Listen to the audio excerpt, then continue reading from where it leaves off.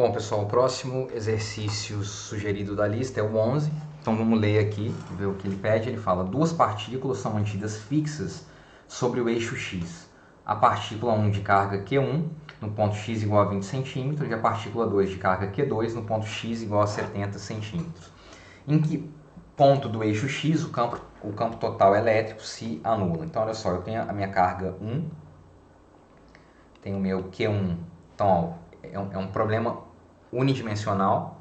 Vou definir aqui um eixo x. Então aqui seria x igual a 0. Aqui na posição x igual a 0,2 metros eu tenho a carga 1.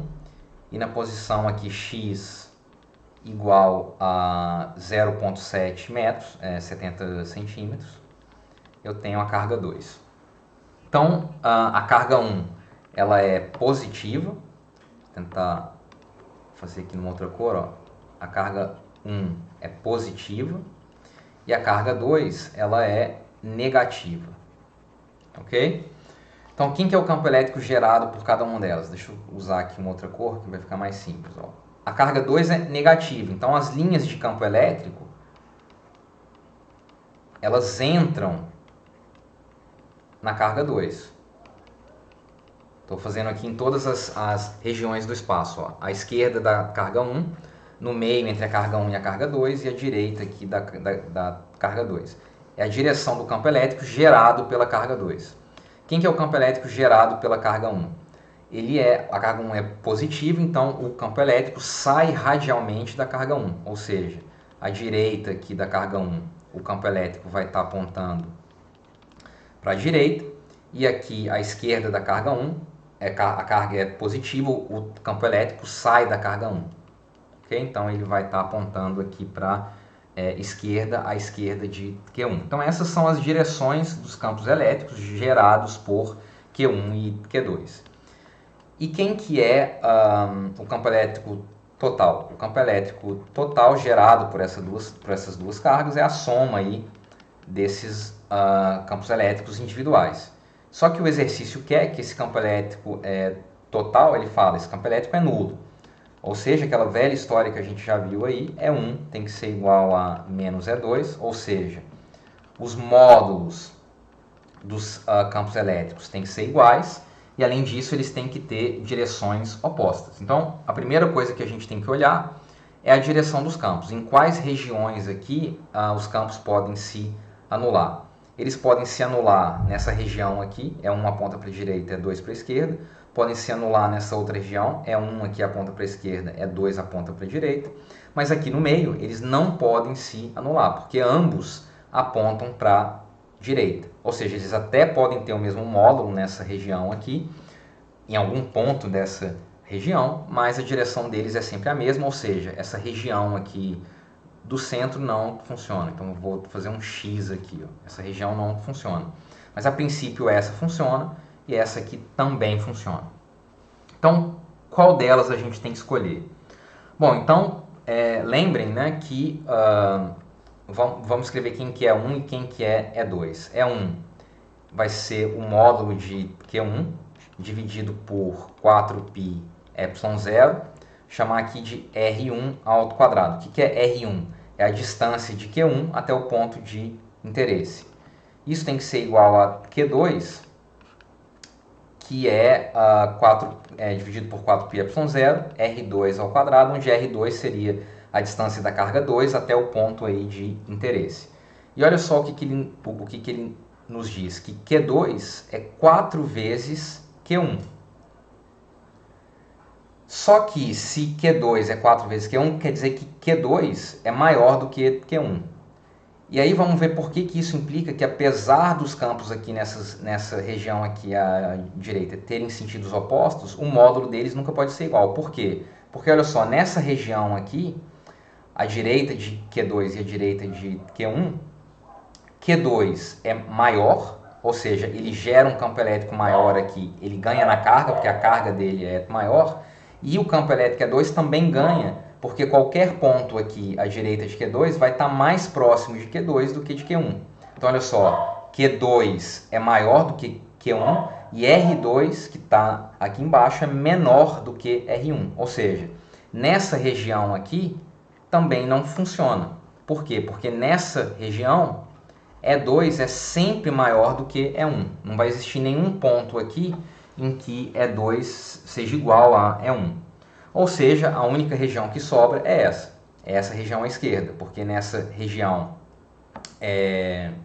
não só os campos elétricos têm sentidos opostos, mas eles também podem ter o mesmo módulo. Por quê? Porque nessa região o Q2 ganha, o Q2 ele continua sendo maior do que o Q1, mas nessa região aqui, R1 é menor do que R2, ou seja, vai existir algum ponto aqui em que E1, o módulo de E1 vai ser igual ao módulo de E2. Então a gente já sabe que a gente tem que estar nessa região aqui. Essa região aqui à esquerda de ambas as cargas funciona. Então agora tudo que a gente tem que fazer é usar essa expressão aqui então, onde eu vou substituir o R1 e o R2, parametrizando eles aqui em função de x. Então olha só, quem que é o E1? E1 vai ser módulo de Q1 dividido por 4π ε0. E quem que é o R1? R1 vai ser a posição aqui da carga 1 menos x. Então, o R1 eu posso escrever como 0... Opa, desculpa. Como... Deixa eu apagar aqui, peraí. Posso escrever como 0,2 menos x ao quadrado. Por exemplo, se x for igual a 0,2, R1 é 0, porque eu estou em cima da carga. Se x for igual a 0, R1, que é a distância de x igual a 0,2 até x igual a 0, é 0,2. Suponha agora que eu tenho aqui um x, não sei, x igual a 0. Desculpa, x igual a menos 0,1. Ou seja, eu estou no eixo negativo. Por exemplo, vamos supor que eu estou num ponto aqui, esse ponto é x igual a menos 0,1. Menos 0,1. A distância de 0,2 até 0,1 é 0,3, que é justamente o que eu tenho aqui. 0,2 menos 0,1 dá 0,3, ok? Isso tem que ser igual a E2. Eu sei que Q2 é menos 4Q1, ou seja, o módulo de Q2 é 4 vezes o módulo de Q1, dividido por 4π ε0.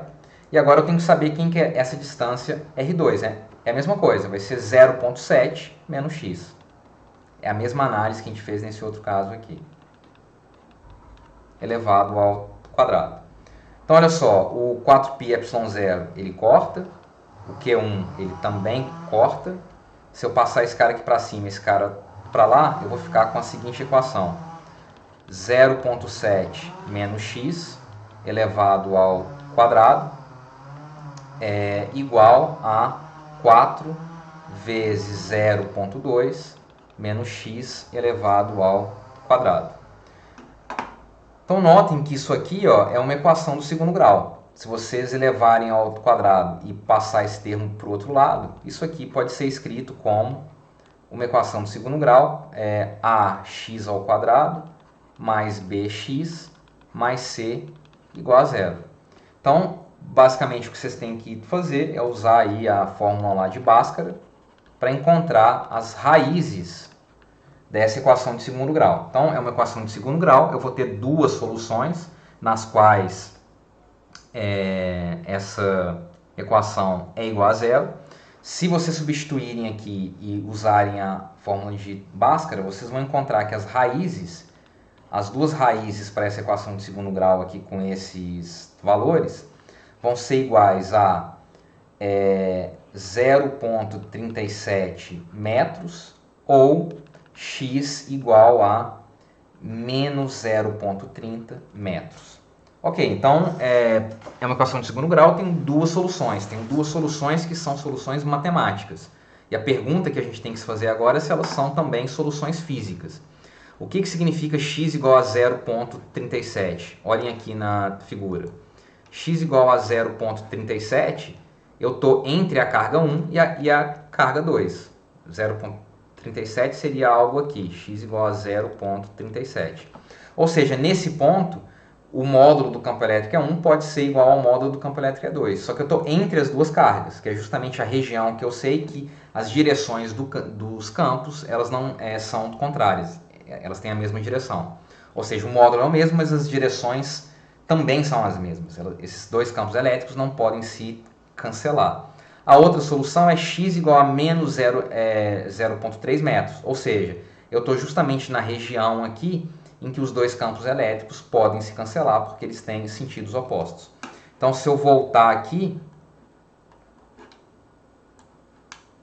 eu vejo então que somente essa solução aqui, essa raiz da minha equação de segundo grau é uma solução física. Onde solução física aqui significa que não só o módulo dos campos elétricos são iguais, mas que também os sentidos deles são opostos. Assim, eles podem se cancelar. Então, essa aí é a resposta do exercício. Esse exercício talvez seja aí o mais, não sei se complicado, mas o mais envolvido aí dessa lista. Vocês têm que ficar atentos aí a não só encontrar a solução matemática, mas pensar se ela é uma solução física também ou não, ok?